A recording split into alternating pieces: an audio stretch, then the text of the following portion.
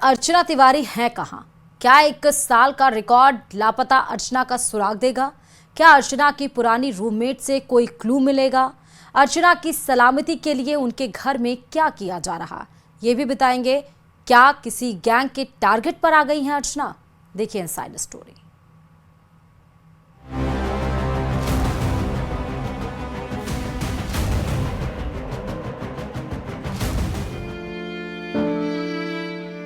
बेटी की सलामती के लिए दुआ मांगी जा रही है। महामृत्युंजय जाप चल रहा है। लापता अर्चना का परिवार ऊपर वाले के आगे झोली फैला रहा है।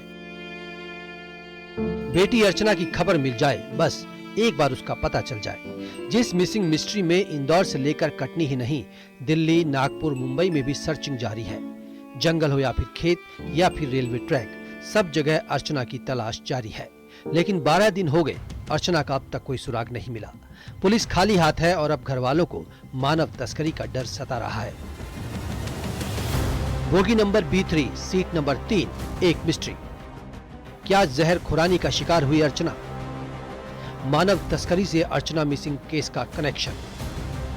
पुरानी रूममेट से खुलेगा राज।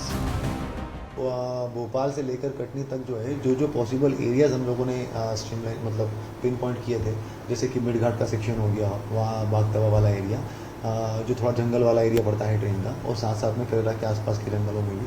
तो वहाँ पर हम लोगों ने अपनी बड़ी टीमों के साथ में सर्चिंग ऑपरेशन भी चलाया है। पूरा दिन जो है वो 25 से 30 लोगों के साथ में सर्च ऑपरेशन चलाया है।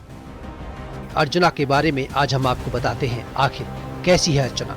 ये तस्वीर देखिए, राखी के यादगार पल। और ये दूसरी तस्वीर, अर्चना कभी NSUI की एक्टिव मेंबर रही, लेकिन राजनीति करने से दूर दूर का कोई नाता नहीं रहा। घर वालों की माने तो अर्चना का एक ही जुनून है, वो है सिविल जज बनने का। इंदौर में रहकर उसी की तैयारी कर रही है। शांत स्वभाव की है। 3 भाई बहन में अर्चना दूसरे नंबर की है। जिस कॉल मिस्ट्री की बात सामने आ रही थी, उसमें घर वालों का कहना था कि अर्चना अपने परिवार वालों से ही ज्यादा बातें करती थी। एक और बात, सोशल मीडिया में भी अर्चना एक्टिव नहीं, पूरा ध्यान सिर्फ पढ़ाई में। बेसिकली जो साथ में रहे तो वो हमें और भी उसके संबंध में जानकारी दे सकते हैं कि किस किस से बात करती थी, क्या उसके पास में और कोई दूसरे डिवाइसेस वगैरह थे। तो ये चीज़ों के बारे में भी हम लोग जो है वो पूछताछ करने के लिए एक टीम वहाँ पे भेजी हुई है। पहले भी उससे एक बार पूछताछ हो चुकी है, मगर अभी डिटेल में पूछताछ करने के लिए जो है वो टीम हमने भेजी हुई है। अधिकांश जो फ़ोन हैं हमारे परिवार में ही उसकी बात होती है। अधिकांश परिवार के ही फ़ोन हैं। कुछ से टीचर वगैरह के होंगे, सहेली की होंगी, नहीं तो पूरे परिवार में वो उनकी बात जो है अधिकांश हमारे परिवार में ही होती थी। माँ से, भाई से, बहन से, हमसे। वो अपना अधिक से अधिक समय पढ़ाई में देना चाहती थी। उनका ख्वाब था कि मुझे सिविल जज बनना ही है। इंदौर के सत्कार गर्ल्स हॉस्टल से कटनी राखी मनाने के लिए निकली अर्चना 7 अगस्त को चलती नर्मदा एक्सप्रेस से लापता हो गई। 7 अगस्त को रात में आखिरी बार मां से बात हुई। उसके बाद मोबाइल स्विच ऑफ। परिवार की मांग है कि इस पूरे मामले की CBI जांच करवाई जाए। सारे एंगल्स पे हम लोग जो है वो उसके अंदर प्रयास कर रहे हैं। जैसे कि मैंने पहले भी कहा था कि इंदौर बिलासपुर ट्रेन में जब वो थी तो वो B3 कोच में, जहाँ पे लगभग उस कोच के अंदर 8 लोग, जो सिंपल इसमें बर्थ पे आसपास में 8 लोग थे। उस दिन जो है वो रक्षाबंधन नज़दीक आ रहा है तो भीड़ भाड़ भी काफ़ी थी। पंडित मिश्रा जी का कार्यक्रम कुछ दिन पहले ही खत्म हुआ था तो उसकी भी भीड़ थी। कोच अटेंडेंट से भी हम लोगों ने बात करी, TC से भी हम लोगों ने बात करी। कोच अटेंडेंट पास में ही सो रहा था। तो ये पूरे भीड़ भड़के के अंदर किस तरीके से ये सब चीज़ें पॉसिबल है, उसके ऊपर भी हमारी टीम जो है वो फोकस करके काम कर रही है। इसलिए मैं मुख्यमंत्री जी से निवेदन करता हूँ, मोहन जी से, कि इसको मानव तस्करी से यह जोड़ कर देखा जाए और इसकी CBI जांच कराई जाए। जब तक CBI जांच नहीं होगी तो अपराधी जल्दी पकड़ में नहीं आएंगे। ये बहुत बड़ी गैंग है।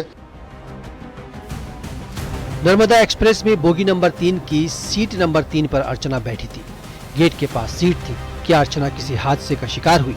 राखी का त्योहार होने से उस दिन ट्रेन में भीड़ ज्यादा थी। क्या किसी साजिश का शिकार हुई अर्चना? CCTV से लेकर रेलवे ट्रैक तक सर्चिंग, जंगल में तलाश, आखिर अर्चना कहाँ है? जबलपुर में अर्चना की पुरानी रूममेट क्या अर्चना के बारे में ऐसा सुराग देगी जिससे इस मिसिंग मिस्ट्री का पर्दाफाश होगा? कटनी में नारायण गुप्ता और भोपाल में रमाकांत दुबे और इंदौर में मिथिलेश गुप्ता के साथ bureau report, news 18, Madhya Pradesh, Chhattisgarh. और अब देखिए लापता अर्चना तिवारी मामले में बहुत बड़ा खुलासा हुआ है। दरअसल जिस ट्रेन से अर्चना सफर कर रही थी उस ट्रेन का टिकट ग्वालियर के भंवरपुरा थाने में तैनात एक कांस्टेबल ने कराया था। कांस्टेबल राम तोमर ने अर्चना का इंदौर से ग्वालियर तक का टिकट कराया था, जिसके बाद जीआरपी ने उसे हिरासत में लेकर पूछताछ शुरू कर दी है। सूत्रों की माने तो कांस्टेबल राम तोमर ने से पूछताछ में बड़ा खुलासा संभव है। बता दें कि कटनी की अर्चना तिवारी पिछले 13 दिनों से लापता हैं और अब एक बहुत बड़ा खुलासा इसमें हुआ है कि 13 दिनों से जो लापता हैं अर्चना तिवारी, हालांकि उनके घर में अब महामृत्युंजय जाप भी शुरू हो चुका है। आसपास के जंगलों के तो हर जगह उनकी तलाश की गई, लेकिन सब शॉक्ड हैं कि आखिर ट्रेन से आते हुए और बीच रास्ते में अर्चना कहाँ चली गई। ना प्लेटफॉर्म पे दिखाई दी, ना कहीं दिखाई दी, ना ट्रेन के किसी डिब्बों में दिखाई दी। लेकिन अब कांस्टेबल राम तोमर को हिरासत में लिया गया है क्योंकि उसी ने अर्चना का टिकट कराया था। इंदौर से कटनी जाते वक्त ट्रेन से लापता हुई अर्चना तिवारी के मामले में 13वें दिन जीआरपी को एक बड़ा सुराग हाथ लगा है। जीआरपी को जांच के दौरान ये पता लगा है कि अर्चना तिवारी का टिकट ग्वालियर के सिपाही राम सिंह तोमर ने कराया था और अर्चना के लिए राम सिंह ने इंदौर से ग्वालियर आने के लिए ट्रेन का टिकट कराया था। और ये जानकारी मिलने के बाद भोपाल जीआरपी की टीम लगातार ग्वालियर पहुंचने के बाद सिपाही राम सिंह तोमर से पूछताछ कर रही है। दरअसल सिपाही राम सिंह तोमर की अर्चना तिवारी से बातचीत हुई थी और उसी ने अर्चना का इंदौर से ग्वालियर आने के लिए टिकट कराया था। जीआरपी ने जब सिपाही राम सिंह तोमर से पूछताछ की तो उसने शुरुआती दौर में ये बताया है कि अर्चना का उसने टिकट जरूर कराया था, लेकिन अर्चना ने इस टिकट पर यात्रा नहीं की थी। अब जीआरपी के हाथ ये बड़ा सुराग लगा है। इसके बाद जीआरपी लगातार सिपाही राम सिंह तोमर से पूछताछ कर रही है कि आखिरकार अर्चना से उसके क्या संबंध थे, अर्चना गुमशुदगी के बाद कहाँ गई, अर्चना का टिकट उसने किस बेस पर कराया था। कई तरह के सवाल हैं जिनके जवाब तलाशने के लिए जीआरपी की टीम लगातार सिपाही राम सिंह तोमर से पूछताछ कर रही है और उम्मीद है कि इस पूछताछ के बाद अर्चना